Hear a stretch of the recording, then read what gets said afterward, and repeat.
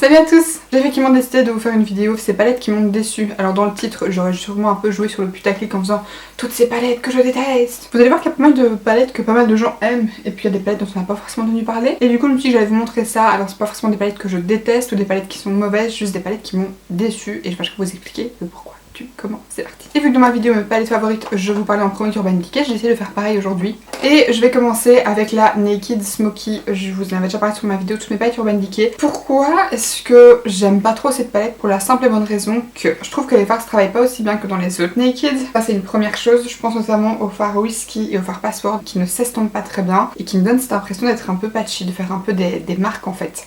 De pas très bien s'estomper. Les teintes me plaisaient bien, mais en fait, les 2-3 fois que je me suis maquillée avec, je trouvais pas que la pigmentation était là et que le résultat était fantastique en fait. Quand je fais un maquillage avec cette palette, je le trouve pas spécialement magnifique. Et comme je vous le dis, je trouve que les fards sont moins pigmentés et moins faciles à travailler dans les autres palettes Naked. Par contre, le packaging était super beau. J'aimais vraiment bien l'aspect.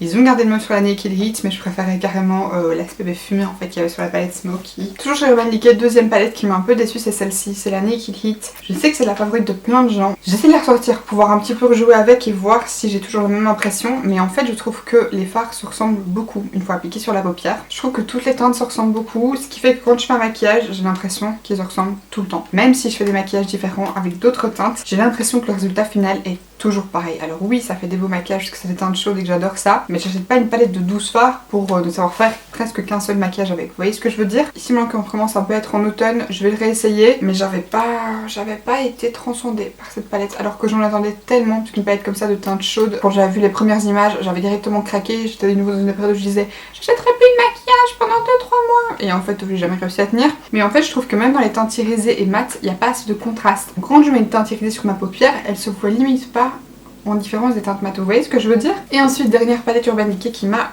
beaucoup déçue, c'est la Full Spectrum. Cette palette là, le truc principal qui me déçoit, c'est la pigmentation. En fait, ce que je ne comprends pas, c'est que dans cette palette là, il y a même des fards qui reviennent dans d'autres palettes. Je pense notamment au fard Alchemy, qui là, dans la palette n'est genre pas pigmenté. Et alors il me semble qu'il est dans la palette la Vice 3 et la Vice 4, je sais plus. Et l'autre jour je me suis amusée à faire des swatchs. Les deux swatchs étaient pas du tout pareils. Dans cette palette là, le fard il était sec, pas pigmenté. Et dans la Vice il est magnifique ce fard. Et je me souviens avoir regardé celle-ci et avoir retiré de ma collection la palette Alice Through the Looking Glass. Parce que dedans, les deux fards que j'aimais bien, à savoir le Metamorphosis et le Hatter, ils étaient repris dans cette palette-ci. Sauf que de nouveau, ils sont pas pigmentés dans cette palette là. Alors que dans la Alice, il me semblait quand même pas mal pigmenté. Donc je suis sacrément déçue. Parce que vous voyez que c'est une palette colorée. Et vous savez que j'adore les palettes colorées. Je pense que vous l'aurez compris dans ma vidéo palette favorite. Vous voyez le vert? Vous le voyez? Puisque moi je le vois quasiment pas quoi. Vous le voyez le bleu? Vous le voyez parce que... ouais, là on le voit un peu, vite fait. Et je vais vous montrer le fard Alchemy. Alors, je vais vous faire un petit exemple de ce que je vous disais. Le fard Alchemy de la palette Full Spectrum. J'ai fait 1, 2, 3, 4. Comme ça vous savez, je suis transparente avec vous. Ça, c'est le fard Alchemy de la Full Spectrum. Le fard Alchemy de la Vice 3. La texture au doigt, elle est pas du tout pareille. Il est beaucoup plus poudreux, beaucoup plus doux. Là j'ai juste fait un passage. Est-ce que vous voyez la différence d'intensité? C'est juste choquant. Et même à l'application, le fard de la Full Spectrum, il est patchy. Et là il s'applique super bien. Et je sais parce que je me suis déjà maquillée avec ce fard là. Je comprends pas en fait que là-dedans, dans ces deux palettes, il y ait exactement le même fard. Que là il soit nul à chier et que là il soit excellent. Je vais swatcher 4. Là déjà les 3 là, limite on les voit pas. Et le Alchemy, mais c'est à peu près pareil quoi, ça fait le même effet. Transparent, comme une espèce de fumée de couleur, mais c'est tout. Et moi c'est pas ça que je veux. Quand je vois un fard bleu, je veux qu'il soit pareil et dans le pan et sur mes yeux. Et alors, de la même façon que je vous avais montré NYX juste après Urban Decay dans ma vidéo palette favorite, je vais vous montrer NYX après Urban Decay. Ces palettes-ci, je les ai reçues à mon boulot, donc je les ai pas payées. Le problème en fait, c'est que ce sont tous des fards irisés, mais pas des irisés, par exemple comme dans la palette Kaleidoscope Eyes de chez Urban Decay où je vous disais que c'était des fards irisés qui se permettaient quand même de être dans le creux. Je sais pas si vous allez voir la lumière qui se dégage des fards. Ils sont tellement irisés, ils sont presque composés de micro paillettes, ce qui fait qu'en fait vous pouvez pas les utiliser seuls. Les fards sont pas mal, mais en swatch ils sont magnifiques sur les yeux, c'est pas tout à fait ça, c'est pas aussi pigmenté. Par rapport, moi je pense que j'avais fait un cut crease il me semble dans ma vidéo où je vous avais montré. Ça fait pas un maquillage net, pourtant c'est un cut crease. Sincèrement j'étais un peu déçue. Le seul fard que j'aimerais bien utiliser c'est celui-ci. Je me vois bien faire un maquillage de Noël avec ça. Parce que c'est un noir à paillettes qui est super beau. Avec de très jolies paillettes argentées. Pour le coup peut être super pour faire un joli smoky pour les fêtes. Je pense que ça peut être beau. Après les fards sont très jolis hein. Je dis pas le contraire, seulement je trouve que sur les paupières ils sont pas aussi pigmentés qu'en swatch ou dans la palette. C'est bien en fait je pense si vous faites par exemple un Halo Eyes. Vous avez juste une des teintes un peu lumineuse au milieu d'un Halo Eyes. Ça pourrait être joli mais seul comme ça vous pouvez pas vous en servir. Pourtant vous avez quand même 20 fards. Et je trouve que c'est triste avec 20 fards de pas pouvoir refaire un seul look. Et les palettes sont quand même pas données parce qu'il me semble qu'elles sont à presque 21 €, je pense qu'elles sont à 20,90 € je crois les Love You So Mochi. J'étais déçue. Ensuite, bah, celle-ci, je vous en avais parlé dans ma vidéo palette favorite.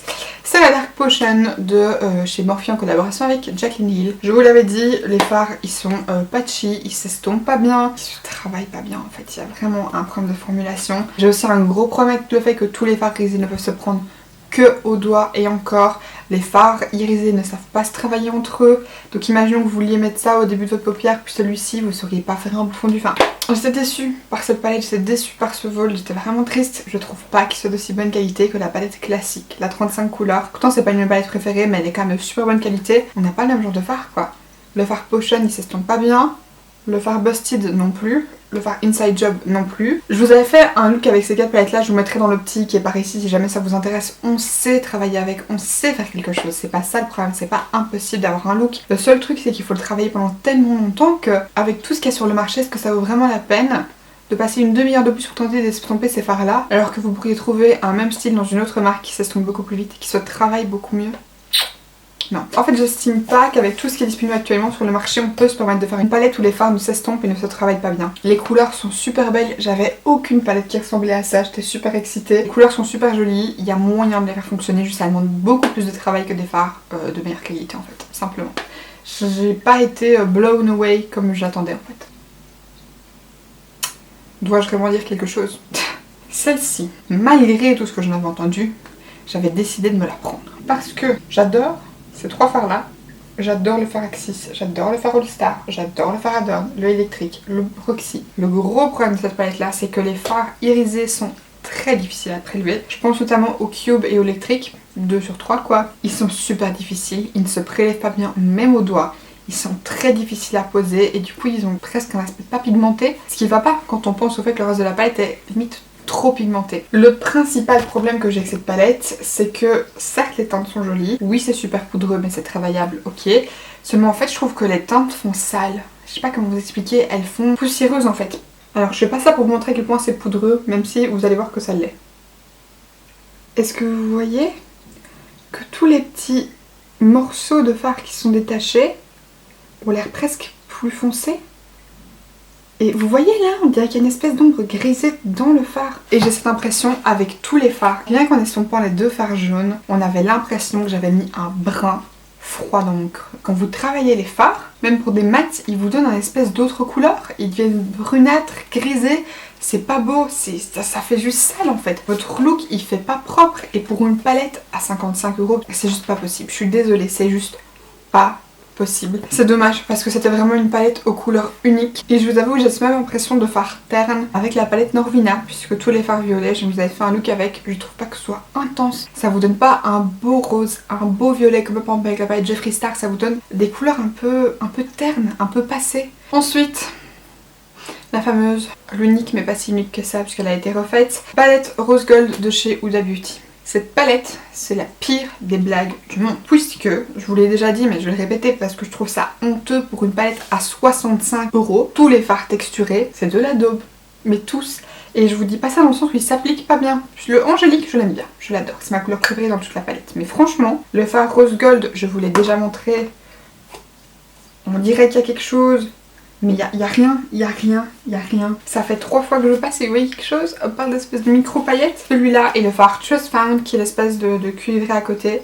Ils sont juste inutilisables. Celui-là, il fait des morceaux. C'est pareil pour le fard Dubaï, il y a des espèces de morceaux qui s'échappent du fard. Le fard Obsessed, c'est la même chose. En fait, du coup, les fards, ils se déposent pas bien. Ils font des morceaux et pour peu du coup que vous vouliez l'appliquer partout, puisqu'il y a des morceaux dans les endroits où le fard ne prend pas, peu du coup que vous essayez d'un petit peu l'étaler, tout s'en va.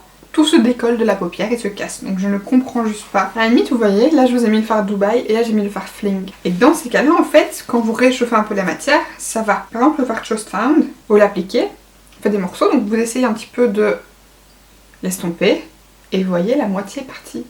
La moitié est partie, il y a plein d'endroits où ça fait des trous. Je comprends juste pas cette palette. Je l'ai réutilisée il y a pas longtemps. Les fards mat s'estompent pas très bien. Et franchement, je vous dis, les seules teintes que j'aime, et un peu celles pour lesquelles je la garde, c'est la teinte Flamingo. Parce que c'est un rose pâle que, enfin, même pas, c'est un rôle un peu vibrant. Et le fard angélique. c'est tout. Honnêtement, je pense éventuellement prendre la Remastered, mais je veux d'abord la swatcher en magasin et voir comment elle est. Et ensuite, dernière palette qui m'a un peu déçue, c'est celle-ci. C'était une palette de fards pailletés de chez Primark. Alors après, je vous montre celle-ci, mais ça vaut pour un petit peu tous les fards dans ce style-là. Une palette qui est juste magnifique. Le seul problème, c'est que si vous avez comme moi des paupières tombantes et assez grasses, c'est inutilisable. Pour la simple et bonne raison qu'en fait, il y a beaucoup de paillettes sur le dessus. Vous voyez, en fait, il y a une espèce de couche de paillettes au-dessus.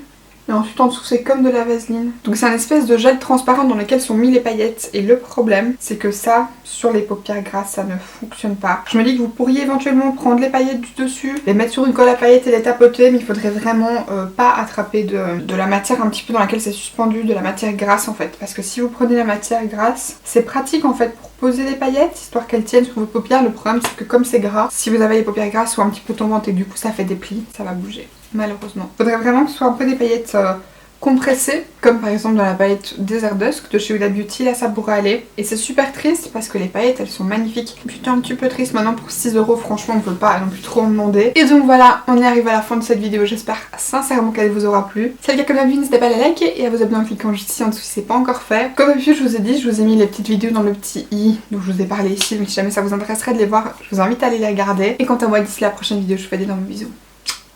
Bye.